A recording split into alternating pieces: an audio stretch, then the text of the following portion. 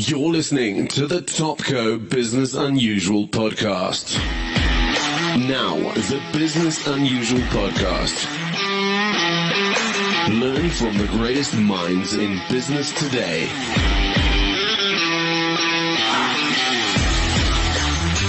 Interviews hosted by Ralf Fletcher. Learn how to improve business, get tips from industry leaders, and be motivated by real-life experience. Topco, Business Unusual. Hey guys, thanks for joining us today on this podcast. I just wanted to go through and just explain our goal of the Business Unusual podcast and really what we're trying to achieve at Topco. We're looking at helping organizations within South Africa and seeing how we can grow and do more business. And the way that we see that we can do that is by putting you in touch with those organizations that are shooting the lights out, those organizations that are blowing up their sales through their customer service, through innovation. What we've decided to do is to obviously, share these insights, these critical interviews of these business leaders from Africa and around the world.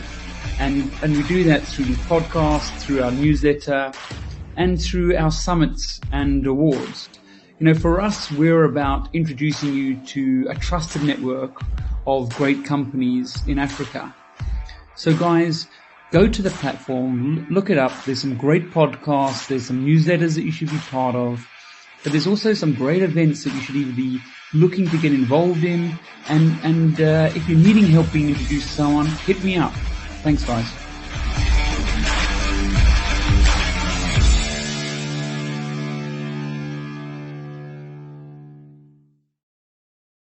Welcome everybody to this edition of Topco Business Unusual podcast. Today I'm joined by the awesome Mr. Lincoln Marley, who's the chairman of the Diners Club South Africa.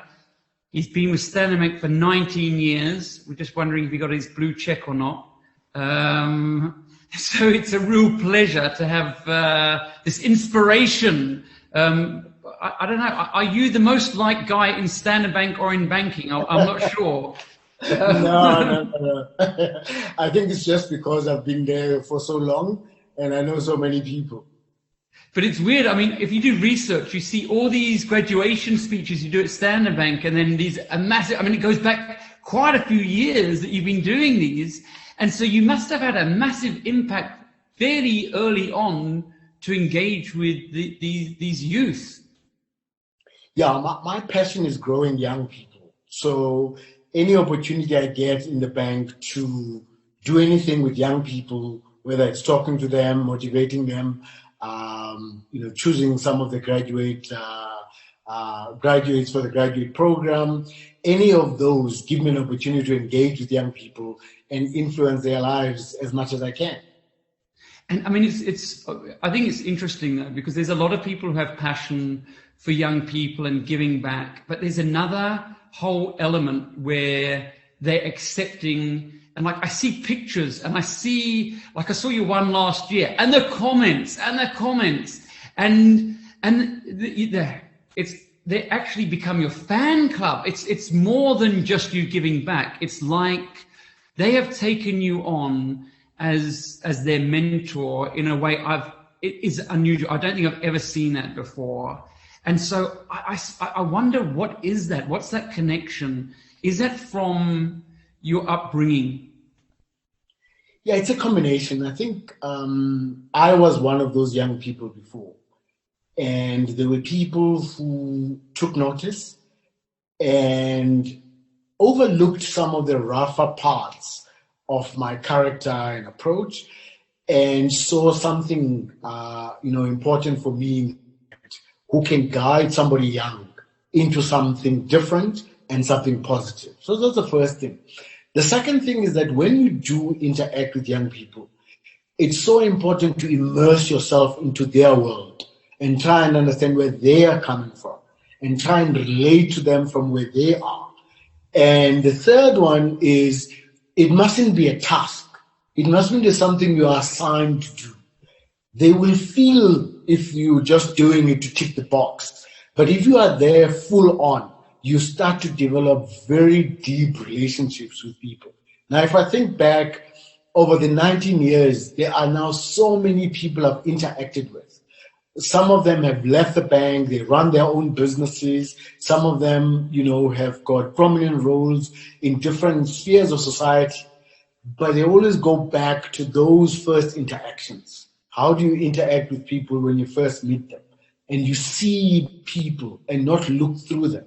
So I find, quite a lot of inspiration, a lot of ideas as well from young people by just listening without judging and just understanding what they bring into a conversation. You're mentioning so many important things, not judging, listening, being there. I want to get into that. But before, maybe for those people who are listening, maybe just to go back, because it's also, is there an alignment to being a certain way and doing things and then seeing it within others and therefore not having that judgment because you are like that? So I don't know if you want to quickly go back to that moment in your youth where, you that reflection point changed you, where you were on a path and then that sort of changed. You want to go into that a little bit? Yeah. So I think when we were young, we were very angry. And we were against the apartheid system. And we wanted to bring South Africa to a standstill and make apartheid ungovernable. So we were surrounded by violence, we were surrounded by activism. And all we could see in front of us was this enemy that must be brought down. And my father intervened in a very uncanny way. He didn't directly confront us and challenge us and dismiss our ideas. He just challenged us to think of things very differently. And he said, if we're bold enough to take on the might of the army, if we're courageous enough to take on the police, could we not also take on the challenge of our studies, the way we behave, the way we dress, the way we speak, the way we appear? And he kind of molded us into that. I mean, obviously, the first few months were very robust conversation between me and him. And he started doing the same thing also with my friends. And as a group, we started to see this. And it was not only him, there were other very senior people who were starting to engage with us. Their intervention made a big difference in our lives, that we could see beyond what we see now. And we see what future we were trying to create and how we needed to prepare ourselves for that very future. And if I think about it today, those lessons were, before you want to change the world, change yourself. Before you want to persuade everybody else, persuade yourself. And before you want to have an impact on the world, also have an impact on yourself. And that changed us a lot. And if I think of that group of friends, we've been friends now for more than 30 years. We still challenge one another on the same values and have remained very close as friends. And none of us has been, caught in all of the negative things that we've seen other people get through, because we're able to challenge one another. And that's important, but it's the how that challenge comes around. I mean, how old were you then? Like 17, 16? I was 17 at the time. So at 17, we were very actively involved in student activism. And at 18, I'd been expelled from school. I was in and out of jail. We were given a charge, and so we were appearing in court on a bogus charge. And we were running away from the police, and we wanted to flee the country. So that was the environment we were in. But through that environment, my dad and others were not interested in our background, not interested in our circumstances. They were trying to point us to what the future held and trying to mold us into future leaders and future parents and husbands and wives that we could be. Do you think there's any parallels between the youth or 16, 17-year-olds now in South Africa and what you went through? I know apartheid is completely different to what we're going through. We have democracy, but do you think that the youth are wanting to change things for a better future themselves, and maybe feeling also frustrated? And do you think it's something that happens in any country? I mean, do you think just generally the youth want things to be better? That's why society normally improves, and so this conversation could transcend to, in fact, any country and anyone? Or... Yes, I think generally young people are more impatient, and young people would want to see change accelerated, and young people kind of see the rate of change and want to accelerate it in all societies. Yeah. When there is more injustice, when there is more inequality, when there is more poverty and underdevelopment, that level of restlessness kind of continues and accelerates. So if you take the South African context, we are the most unequal country in the world. We have huge levels of poverty and underdevelopment, and a huge group of young people are unemployed. Yeah. That picture lends itself to more restlessness and more unhappiness.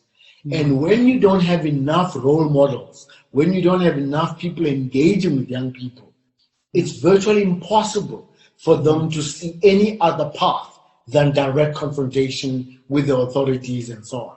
So when people blame a lot of the young people, I go back to how I was, and I'd like to engage them. So when we had Fees Must Fall, my first reaction was not to condemn the young people, was to try and understand where they were coming from, because I was once a student leader, and find a way of engaging them. So if you think of corporates today, corporates today think of their workforces being homogeneous, but they're not. A big part of our workforce are millennials, and some of them are some of the same guys that were in the Fees Must Fall. Why do we think they're now going to be blunted because they're in a corporate setting? How do we engage them? And I find those engagements with them fascinating. So, and that comes across. And then I mean, I'm going to say this, that what you're saying is not new. What you're saying is what we know this, but we're not practicing what we know. That's why it's so great to speak to you. And it's almost like, there's obviously a routine or something that you do that gives you that chance, because I'm thinking to myself, wow, and I wrote down, wow, you're the chairman of Diners Club. Isn't that enough to just stress you out? You're transforming a banking sector. Isn't that enough to stress you out? You have a family. You have all these things. There's enough things to stress you out and create that focus on your own challenges and own life. So what do you do to ground yourself to when you're with these youth? How do you go around? Because that's possibly where someone could benefit. I think they know they're meant to do it, but they can't get out of their own little world, possibly. Yeah, I think the roles we have are important, but they're not a be and end all. I think the roles are important as long as they help us towards a goal. My goal is youth development. My goal is growing the next layer of leaders for the continent, which means, therefore, I have to engage with young people. And when I'm engaging with them, the titles are not there. The status is not there. I'm engaging with them at an equal level. Those older people that engage us, my dad, some of the priests that worked with us, some of the older people who came from Robben Island, they never looked down on us. They were not condescending to us. They were not looking to show us how wrong we were. They listened. They tried to understand from where we are coming from. And they would listen, give some ideas, listen to our ideas. What would come out of that would be something wonderful. So all the things I'm involved in the bank, all the things I'm involved in my community and in broader society, I do that on the basis of just relating to those guys as people who've got something to say and who've got ideas and who have to be listened to. So that level of respect is very important, and treating everybody with respect and dignity, regardless of who they are, sets the right foundation for a meaningful conversation. Once these guys have a sense that you already have an agenda, you already have got preconceived ideas about them, the walls just come and you are not able to penetrate them. So I mean, that is it, isn't it? It's thinking about not you but them and how you can help them.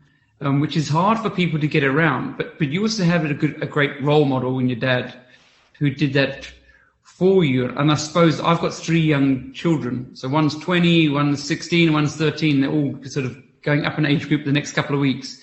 Yeah. I find the hardest thing, genuinely, is telling them what they should and shouldn't do. And in fact, it happened last night. So I was watching some of your stuff, and then in between that, my son said he wants to join a gaming competition for online gaming. And so my brother was a bit of a gamer, and so I have a bad feeling about this. And I was like, listen, my one thing is I believe you can do anything, but I just don't want you to do the gaming thing. And so we had a general chat, and my children basically told me off, like I need to be more open-minded and I've got to support my son. And it's hard. It is so hard because I really want the best for him, but not in that. Yes. It's hard, yet it's not impossible. And I think we put a lot of the obstacles up front instead of engaging with them on what they want to do, and in the context of the engagement, bring out some of the things that are there. But when we start with our normal biases, it's very difficult because then they get into defiant mode. So I'll give you a couple of examples. So I have my eldest daughter is turning 30, my second daughter is 19, and my son is going to be turning 15 soon. And they challenge me every day because their way of thinking is very different. Yeah. So if I pick on my son, I come from a rugby and a cricket family where traditions, where your father had to teach you the game and all of that. And then my son wanted to play basketball. My immediate reaction was what I saw as the culture in basketball.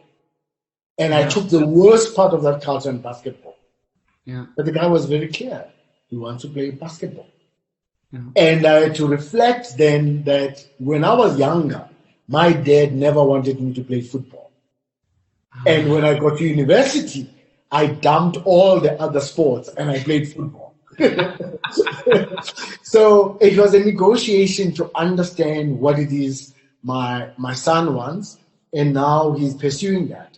My daughter wanted to be in the arts, and she was also thinking of law, and I was really liking the legal part, but in the end she wanted to do the arts and drama, and I have to understand that. So yes, all of us, it's not easy, but it's constantly fighting with our natural response, which is we know this way. And the last point I'll make on this is we also have a picture of how we grew up. So we grew up and would play with a group of kids, whether it's on a farm or it's in a village or a township or a suburb, it doesn't matter. You had a group of people you played with. So when you say to your kid, leave the computer and go and play outside with other kids because you want to play with more people, in your mind you've got a frame of reference of 10 or 12 guys that are in the street or environment. But in that very computer, he's playing with 50, 100, or 150 people from all over the world. My line of reference was the 10 guys that I was playing with in the street. And I thought, that's good for the outdoors. But his world is different. He hasn't been exposed to that. His first exposure is to what technology gives him. And so we are challenging ourselves in how we think about those things. For sure. But I mean, you grew up with, like you said, a special group of people. I mean, I did a podcast with Funeka Komotso, and she said it's the golden era. And Mfundu as well. I spoke to him, and it seems like this amazing, I don't know, just speaking to you and them as well, it's like, I don't know, what's the right, such integrity, you seem like you have fun. I mean, one of the things you said before is you're the same person at work as you're at home and with your friends. And I don't know if I am that same person, to be fair, because I struggle sometimes, probably when things don't go right at work. I take it maybe more serious than at home. If things don't go right, I'm a little bit more easier. So how how do I mean, because you're in quite a serious, there's a lot more pressure on you than at home or in other environments.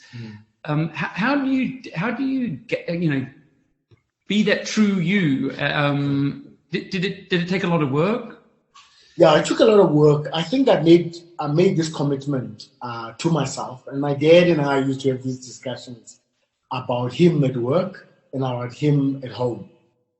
And my father used to have this sense of the importance of bringing yourself to work so that people see you in the fullness of you and to being authentic and not to be a replica of somebody else. So I've watched a lot of people, painfully watching a lot of good people walk into a corporate and put on a corporate mask because that's how they are meant to succeed, and do and say a lot of things because that is what is perceived as the route to success. But because I was brought up in a particular way, I was always holding on to who I am. I speak the same way I speak when I'm with my friends or in the boardroom. I'm just a normal person with my kids, with my friends. I just bring myself to that environment.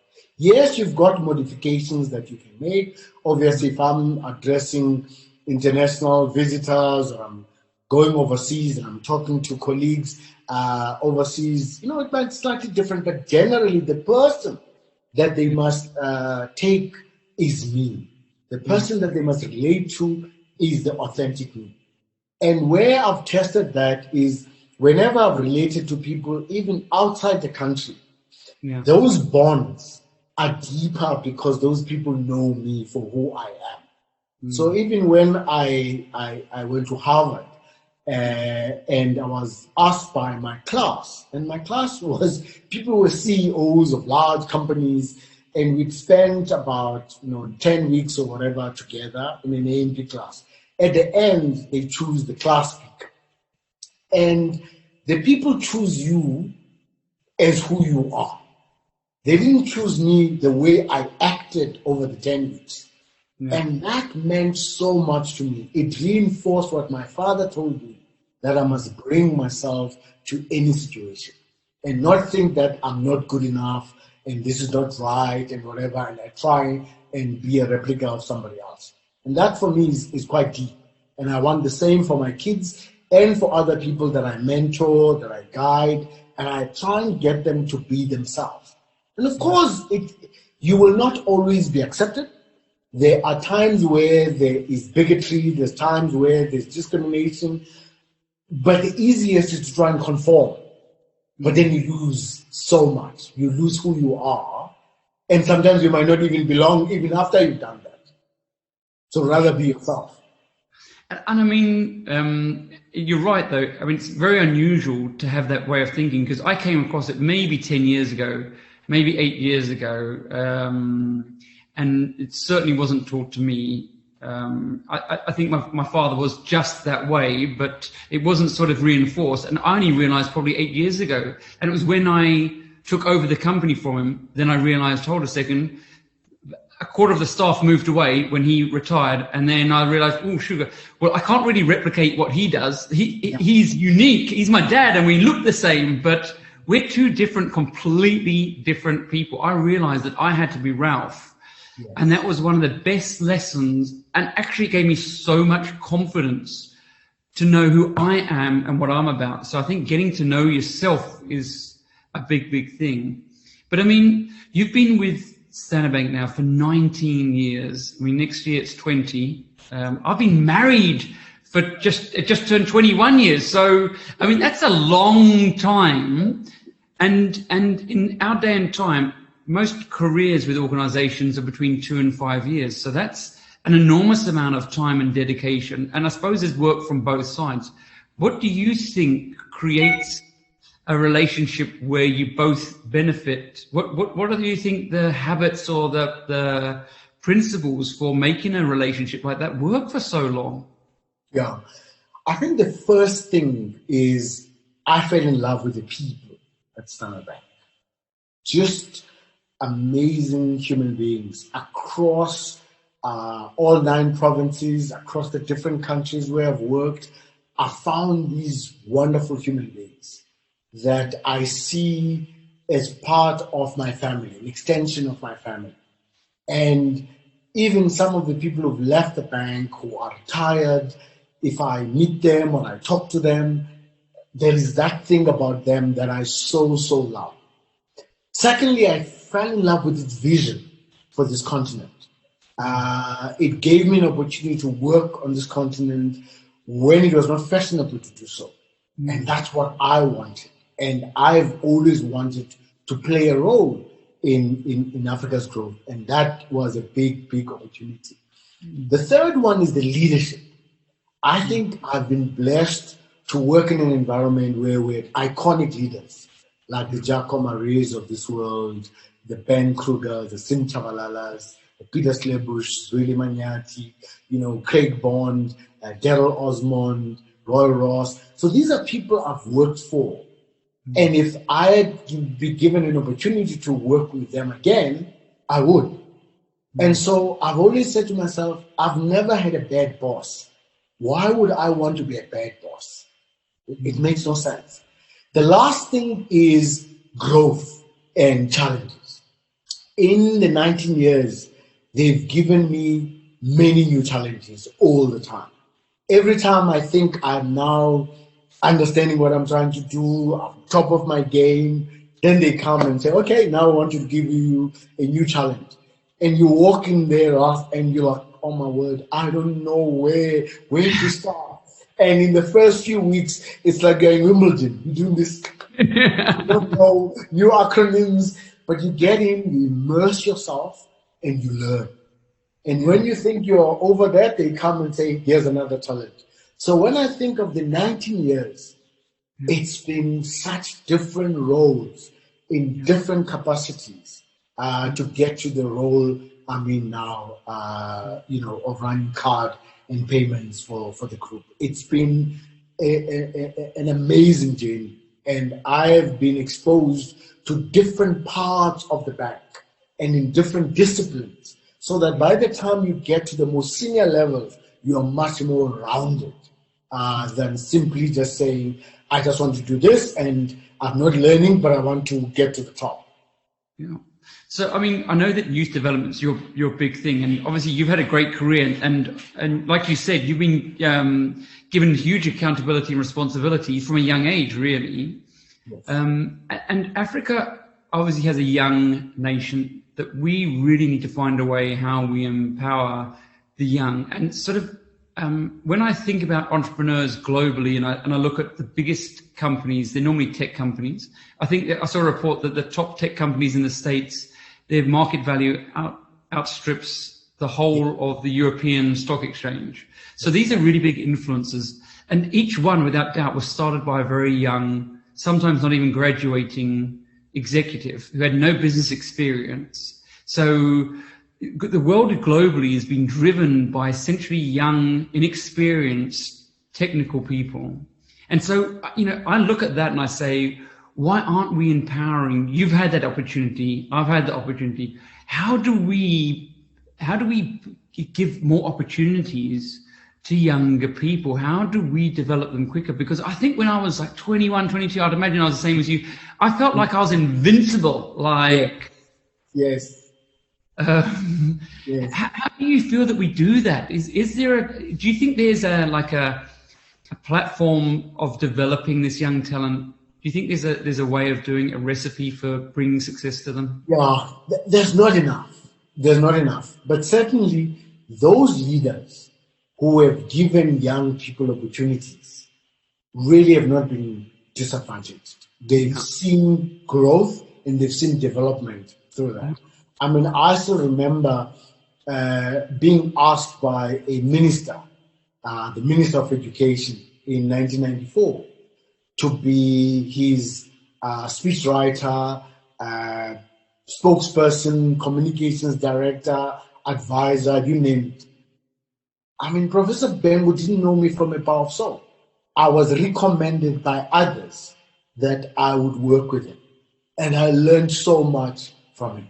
Then there was a guy, Bob Taka, who was starting a job as the CEO of the Banking Association. He gave me an opportunity. I knew nothing about banking, and I was going to learn.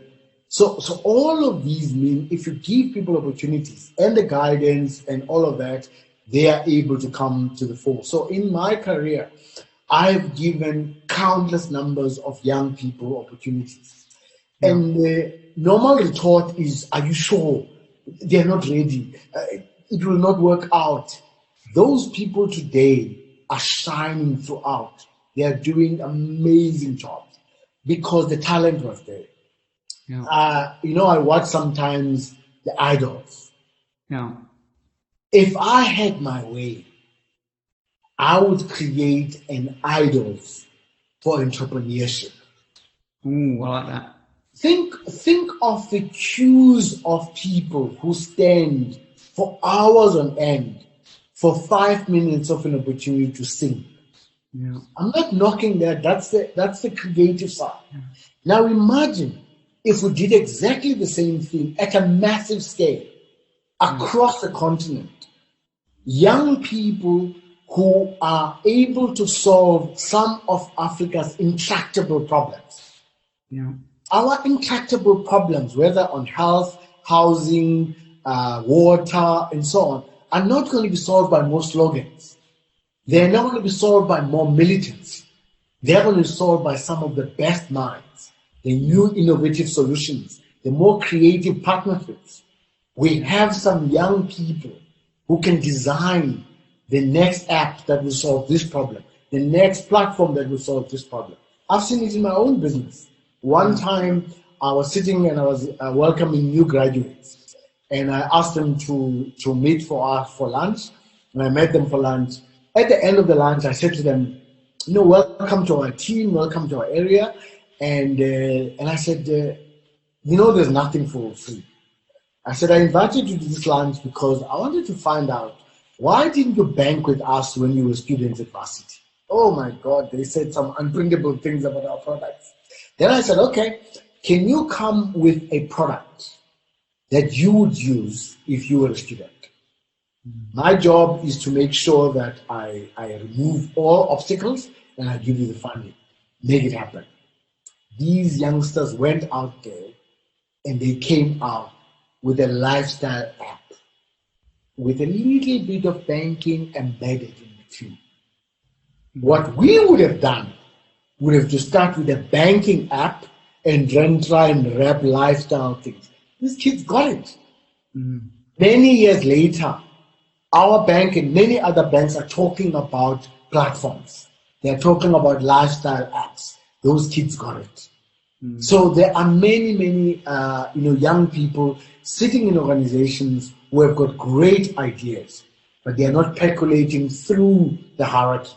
And there are those young people who are not employed that we need to find opportunities to hear their story and hear what they can come up with. The best idea I heard about young people, I went to an international media summit, and the CEO of CNN at the time said that their biggest challenge was actually culture, changing the culture to this digital. And he said what he did is he found people under 21 in his organization, and he created almost like a movement with them where he met once a month. And all he did was he asked them for ideas how to change the business. And they helped change and transition CNN from the young people because they've got the ideas. They're relevant now. But I just want to say this because I also feel, Lincoln, that it's one thing from a leader to look at the opportunities, but I also feel there's an obligation for the young person to embrace these opportunities. And again, like you said, nothing's for free. So like you ask them for something, they're getting something from you. But I mean, you got these opportunities as a speechwriter. You got these opportunities with the Banking Association. And it wasn't just because you're a nice guy, good looking and all that sort of stuff and where you came from. It was because you also had certain traits and certain behaviors, principles and habits. What are those that you look for? Yeah. Because obviously the experience isn't what you're looking for because you know come. Yes. But what are the things that you are looking for those young people so that they know what attributes they should be focusing on? Yeah, I think an inquisitive mind is very important. A questioning mind is very important when I look at young people. The second one is proactiveness. I want somebody who's proactive. Third one is resilience, because the cards, you can be dealt many cards, some of them very difficult cards. It's how resilient you are. Hard work is very important. And then teamwork, somebody who can work within a team and reach out to others is very important. And the last one is you've got to find people who are looking for solutions. Solutions orientation is very important. So I always look at those kinds of things when I meet people. I remember one of the things we did many years back. I started with a few group of colleagues, the learnership program for Standard Bank. This is probably 12 years ago, with an amazing colleague, Maimuna Ismail. And we started this learnership, but we said, we're not going to do it because there is a requirement. We're looking for young people who come from the most impoverished backgrounds, but they've got something in them. There's a spark somewhere. Many of those young people are now managers. They are now regional managers. They've grown, they have families, they've got all of that because we found the spark. Even when we went to the graduate programs, we said, guys, don't limit yourself only to UCT and Wits and Rhodes and Natal and all of that. There are other universities. Even in those universities, there's a guy there who's gone through the worst to get to that class, and they succeeded in spite of everything. That's that guy who's got something. So you've got to look for that kind of thing when you're looking at people. Yeah. And I mean, I think you're right, because I mean, my dad left school when he was 15, and we spoke about this a little bit earlier.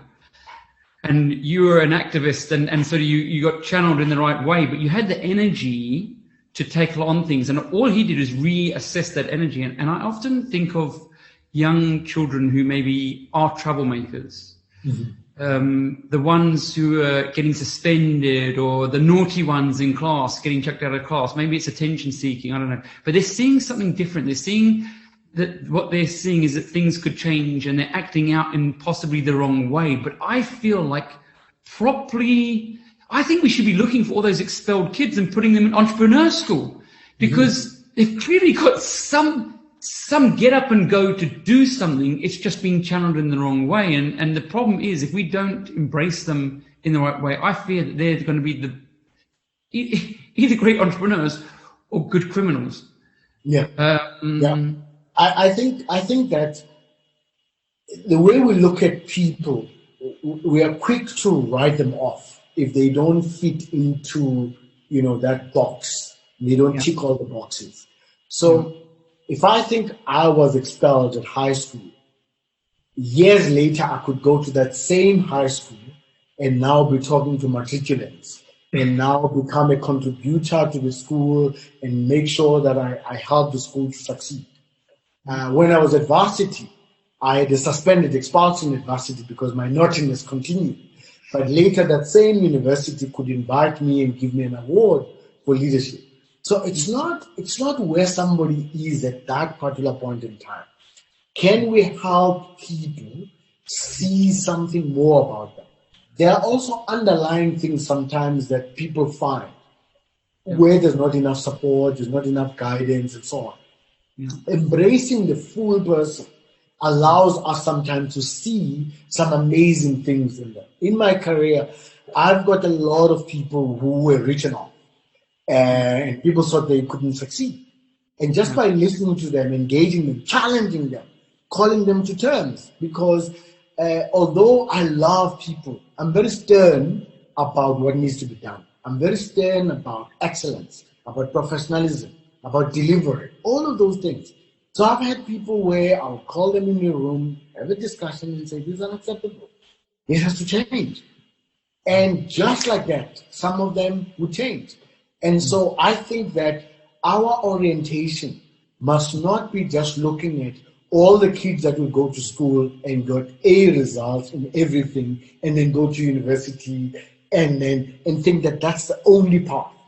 It's a legitimate path, but there are other paths that other kids might drop out of school but may become an entrepreneur.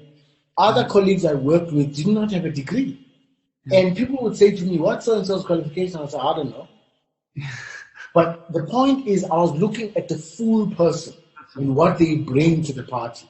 And also, how do we get a good mix? Some of the youngsters I championed, I asked older guys to look after them.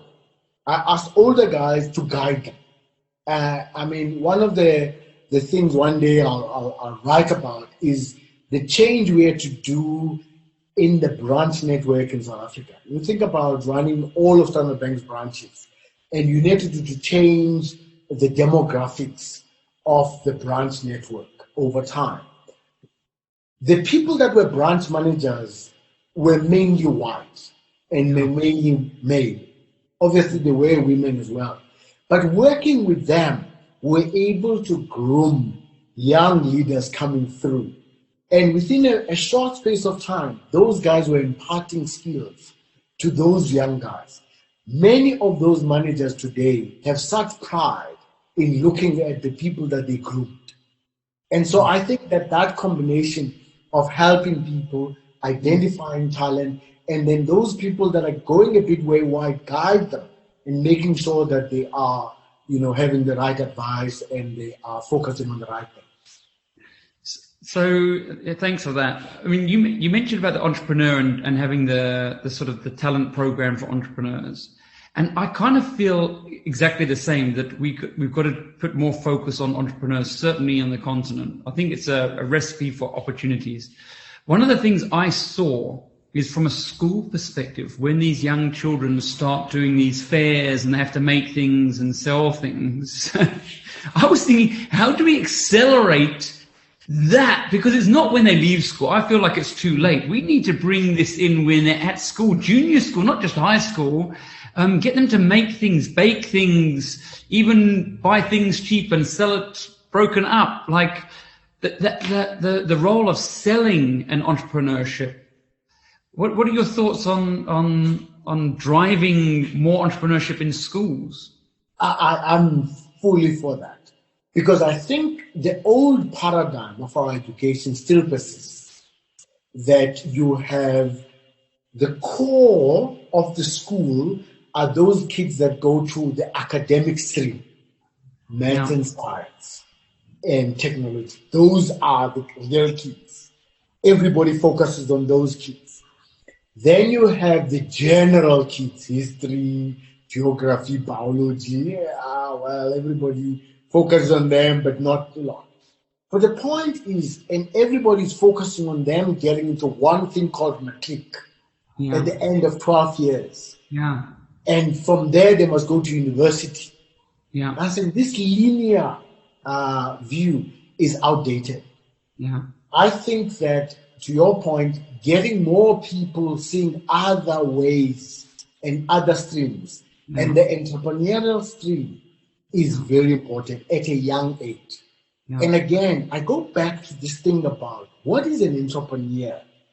Actually, if you just really take out all of the fancy stuff, it's somebody who sees a problem and tries to solve it through a product or a service, or somebody who sees an opportunity of something that's not well served and they can serve it well, or somebody who sees a product that they think is inferior or defective and they think they can come with a better product. Just generally.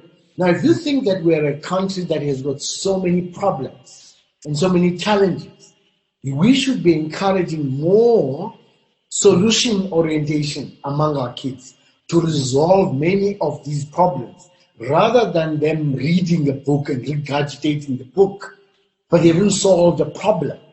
So if we found that, and then we give, through gaming theory, a sense that they've got some benefits, and that benefit might be points or a bit of money or seed capital or whatever, and we're starting to be in a very different stream. If we were to do that, by the time some of these kids finish matric, Yeah. They would have businesses.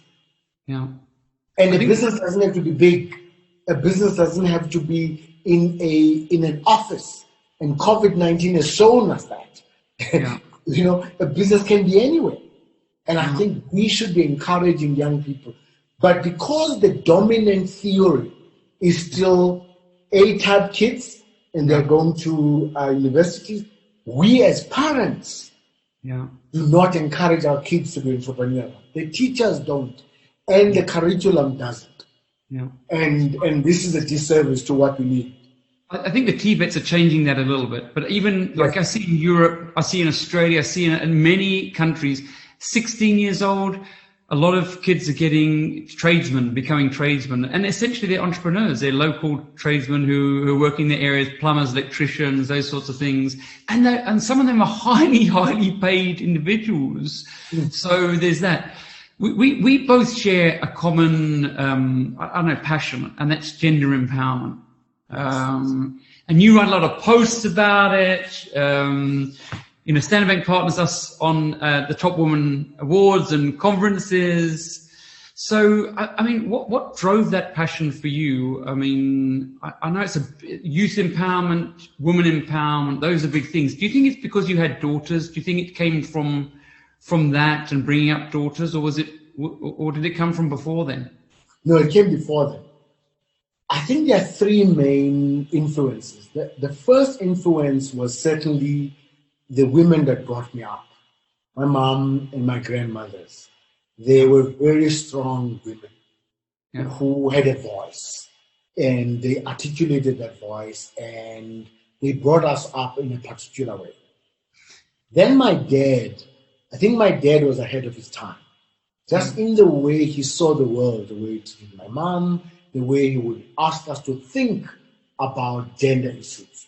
And the third one was when we were student activists, the political environment lent itself to thinking of women as being on par with us. So therefore, those early teachings were there. So when I had my first opportunity at a leadership level, probably 19 years ago, in Zimbabwe, to make the first appointment of a CEO to run our business in Zimbabwe. And that appointment was a female, Pindi Nyandoro, who's now been with Standard Bank for all those years. She's now a regional CEO running about 9 different countries. And in Zambia, there was, I'd gone to Zambia, I was responsible for that country, and the EXCO came to fetch me at the airport, and there were 10 men, and I was like, any women? And then we had to, work with the team and identified amazing young women and gave them big responsibilities in the bank. Some of them now are running big businesses all over the world, like Yandem Laisho, like Gwen Nwaba, all of these people. So I carried on that tradition from what I did in Zimbabwe in 2001, and I've continued that tradition in all businesses where I am. There must be diversity, there must be inclusion, but most importantly, there must be a sense of belonging. Yeah. So it's just tick the box that we've got women in our team. How do they feel? Do they have a sense of belonging? And that's very important for me. But it seems like you just said it, but it's not about ticking boxes. But for me, it's like you're so very clear that it's got, you mentioned diversity and inclusion, and they almost sound like buzzwords. But for me, I don't get that sense from you at all. I get this sense like you have a deeper belief that women add more value when they're involved in the organization. And certainly I do feel that. Because think about it, think about it. If you're going to exclude 50% of your population, how are you going to get anything right? If you're excluding sometimes 60% of your customer base in decision making, how are you going to get it right? Right? Yeah. It makes no sense. It doesn't make sense from a commercial point of view. It makes no sense just from an ideological point of view and from just your own value system. It says bring as diverse a team as you can get. You then have the breadth of ideas, you have different experiences, and all of it comes to the fore. We now look at COVID-19. Who are the top leaders in the world who've made the biggest difference in their countries? They are women. You go to Germany, you go to New Zealand, and you see the women that are there. They've made a big difference. And so it happens in our organizations as well. Right, and let's just go back to your fundamental belief system, which is when you meet someone, a youth, and probably women as well, that you put yourself and you listen to them, you put yourself in their shoes, and you understand them. And essentially that's empathy. And I think women have got it in bucket loads, and probably why you're successful and why they're successful is because other people know that they, I'm going to swear here, but give a shit, that they care, that they're going to follow someone who cares about them. I think this is actually what life is really about. If you think I care about them, you're going to care possibly about me a little bit more, and we're going to have a far more of a win-win type relationship. And in fact, think about it. If you get to know people, you can then empathize with their journeys and what goes on even in their personal lives. Now imagine you say, okay, I'm a manager. I have got women in my team. All right, great, tick the box. One of those women is involved in a messy divorce. What do you do now? Do you now run away and say, let's see you after the divorce? They get a miscarriage. They can't have children when they want to have a child. Somebody's in an abusive relationship, or they have a child with disabilities. This is part of their life. Why do you think that you can only deal with those colleagues at the end of that and you cannot journey with them through the difficulties? Working with these hundreds of women colleagues all these years has taught me those things, because I've had to get involved in their lives and understand what goes on in their lives, and then be there and be supportive. At the end of that journey, what do you think the relationship is like? It's more stronger because they've taught me empathy. I understood empathy from them, and then I get to have more empathy for others. And that's what the biggest benefit is. When you have a diverse team, you learn from all of them and you understand. And they challenge us. I mean, I remember some of the challenges I used to get. We would have meetings at 7:30 in the morning. And then one day, I was running the South African channels then for the bank. And then one of the colleagues said, Lincoln, this 7:30 doesn't work for us. We don't have wives. Just like that. Made me understand this is not going to work. Let's have our meetings at 8 or 8 because we want to go drop off our kids. So all of these things are important. I think my relationship with my wife and my two daughters also helps. Because I also hear from them when they think that there are certain biases I have. There are certain words I use that they think are unacceptable. All of that is a journey of learning. I mean, leadership is lifelong learning. You have to keep on learning. Are you going to make mistakes? Of course you're going to make mistakes. But are you learning from those mistakes to become a better human being and therefore a better leader is the key question. So, I mean, there's a whole lot of data that supports what you're saying as well. I mean, organizations that without women in senior executive positions generally perform about 2% worse in terms of return on equity. Women are better with money, better investors of money. Generally, over a long period, I think the stats was that they're less emotional, which I thought was very funny because the bias is that they're more emotional. But in investing, they're less emotional. So men normally will react quickly to a down market, where women will normally stabilize and look to the long term. And so they actually outperform men. We lose money in the down markets. And so you have all this data. And then in the States, the fastest growing and the most organizations, new growth organizations, is African-American entrepreneurs are the fastest women entrepreneurs. African-American women entrepreneurs are taking on the States. And I think of Africa and the excitement that's coming, that we're seeing. Like, we do posts on women, and the support they get from each other is frightening, right? It's really, you can feel this groundswell of black women entrepreneurs coming through in not just South Africa, but the whole of Africa. I mean, are you seeing that as well? I'm seeing that. I'm seeing that as I travel the length and breadth of this continent. I see women entrepreneurs under the most difficult conditions still succeeding. I see young women leaders and young women working who have got big goals. And these young people are driven. They are passionate. They don't have a sense that we will achieve that in 5 years. They are working for tomorrow, doing tomorrow, and succeeding in tomorrow. I look at my own daughter. She's a young professional in one of the leading banks. Her view of what she has to achieve, she's pushing herself to succeed. What they want is a supportive environment. A supportive environment that allows women to thrive. A supportive environment that doesn't give women a false choice between being a wonderful mom and a wonderful professional, or being a wonderful wife and a wonderful professional.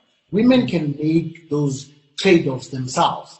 They don't need analytic, advice in there. So I think it's that what is needed. If we can create that. If I look at the girl child now succeeding more in high school, if I look at young girls at universities succeeding now more than young men, that tells you that if our businesses and our corporates are not welcoming for that voice of women, they are robbing themselves of huge nuggets of intellect and innovation. I think some universities in the States now, 60, almost 70% admissions are women, and so if you're not adopting that mindset, you're going to be in problems. So one of the other things that we're seeing is, obviously we've had some challenges. We've got a little bit of challenge with corruption. We've had the recession, and we're having a lot of skilled people in South Africa sort of leaving, not seeing opportunities possibly, and going wherever, like Australia, the UK, America, all those sorts of places. But yet we've got these young up and coming people. How do we keep them here? How do we keep them here? Because our future really relies also on them staying and creating a future for us. I think we're doing a huge amount investing in education. We're improving systems, but it doesn't help educating them and making them resilient and giving them all these skills and then everybody else benefiting. Yeah. How do you see the future of us holding on to that? It's a huge leadership challenge. I learned many years ago that talent doesn't fight. It flees. Talent doesn't fight, it flees. So unless you understand how to put your arms around talented people, resourceful people, you will lose. So there's a leadership challenge we have to get a lot of the best brains we have, the best innovative people we have, the best resourceful people we have, and the people with a lot of wealth as well, to get them to be part of the journey, to see themselves as part of the leadership future we are trying to create. Shouting at them doesn't help. Degrading them doesn't help. Abusing them doesn't help. Because what other countries are doing is to say, come, welcome. We will use your skills. So there's a way of talking and engaging with people in any environment. I find that in my own work, there's a way of reaching out to the people I work with, even when they've done something wrong, where I don't make them lose face. I don't demean them. I don't make them to feel, I don't belittle them, but I find a way of engaging them and bring them to be part of a solution. Even those that may not immediately see a benefit, or those that may have to sacrifice something There is a way of engaging them and talking to them and to make them see why they need to play a role in doing so. Now, I know these days it's not fashionable for many people to think about that golden age of Oliver Tambo, Walter Sisulu, Govan Mbeki, Nelson Mandela, and so on. But those guys had the foresight to see way beyond and try and create a society and use everybody to be part of that and bring everybody's skills, everybody's contribution to build something like that. That is what is missing in our discourse as leaders. And what makes it like that is that many leaders depend on their constituency for support. So if I am seen as militant, so people will vote for me or choose me because I'm militant. Yeah. But I may be saying the wrong things or doing the wrong things. But if I now try and have a balanced way, I lose support. I don't think that is sustainable. I think that reaching out, building more coalitions, building more partnerships, allaying people's fears, and finding a way of making sure that all of us in our spheres of influence are able to have these conversations. Like a win-win. What conversations am I having with my kids about South Africa, with all of its problems and challenges?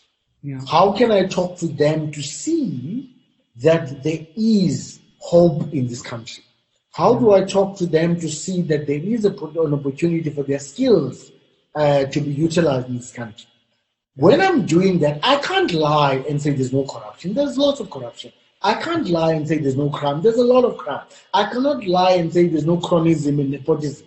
Those things exist. Yeah. But I have to find a way of showing them where those things are at. I'll conclude on this point by talking about a conversation I had just last year with a couple of very senior business people. And we had a dinner, and the entire conversation was how rotten the country is, going to the dogs, and it's useless. I don't know why we should still be here, and so on. Then I just asked a couple of questions. And I said, okay, guys, there are people going to bet for South Africa in the international markets today. Would you want to change their script and use your script? They're like, of course not. You can't say that. I mean, that will affect our businesses. I said, yeah. So you've taken the worst, and all you're painting is the worst. I'm saying paint a balanced picture and try and find. I said, you guys are running successful businesses in spite of these difficulties. That's the same message that you're saying to investors. Come and invest in South Africa. There are opportunities in spite of the challenges that we have. So when we had agreed, then I said, okay, what conversation do we have with your children? I said, again, if all you say around the table is everything here is rotten, why do you think when your child finishes, the first thing they want to do is not going to be leave? They're going to leave. So it's this balanced conversation we must have all the time. So even the organization where I work, I've been there for 19 years. There are times when I'm so upset with the organization. There are some times where I'm so upset with the leaders. But it's in balance. Overall, it's a great institution. These are great leaders. But I will challenge them on the things I don't like and be very specific. And if I've got some suggestions, I'll come with the suggestions. But to just simply rubbish everything, I don't think for me is constructive. So we need leaders to have these conversations with people. Old man Madiba used to reach out to many people. I see some of that now with President Ramaphosa. There's been a lot of businesses who have contributed during this COVID-19. Many people are not talking about how many of the wealthy people in this country are giving so much of what they have for people who have less. So many people are contributing their own money into the 33% that the president wanted us to give. So we need that story also told. so that the only story is not the negativity. And I guess that would be the answer. I mean, when I watched and I was doing my research on you yesterday, and it's come through again now today, it's just, I found myself watching a video straight afterwards on the 7 habits of highly effective people. And I don't know, you have all those principles down, like it's amazing. Like, I don't know how you do it. But the one thing that I was looking at is, and you talked yesterday as well about like the balance. And so, balanced view, but also balanced life. And then early on, you said one of your principles is hard work. And I suppose one of the things that possibly many young women and, entrepreneurs and young people sort of grapple with is that word hard work, because a lot of them, are ambitious. And so sometimes you run yourself into, a stop essentially. And I'm sure it's happened in your career. It certainly happened in mine. Yeah. And so how do we create that balance? Because I agree with you, like hard work is the cornerstone of achievement. If you don't put in the hard yards, you're not going to reach it. But at the same time, there's no point in blowing yourself out because it's a long race. You need to be sustainable. Yes. What's your advice? So I learned the hard way. I had the theory, I had all of the nice words, but when it came to the crunch, I preferred my work. And I didn't balance my life. Yeah. And when I found myself at Harvard, I had to introspect because Professor Clay Christensen gave us a lecture. And his lecture was entitled, "How Will You Measure Your Life?" Mm-hmm. This was the most profound conversation, as profound as the conversation I had with my dad many years back. And I introspected and I realized that in spite of everything I said, I was not giving enough time to my health. I was not giving enough time to my wife. I was not giving enough time to my children. I was not giving enough time to my spirituality. And I was not minding my rents and cents.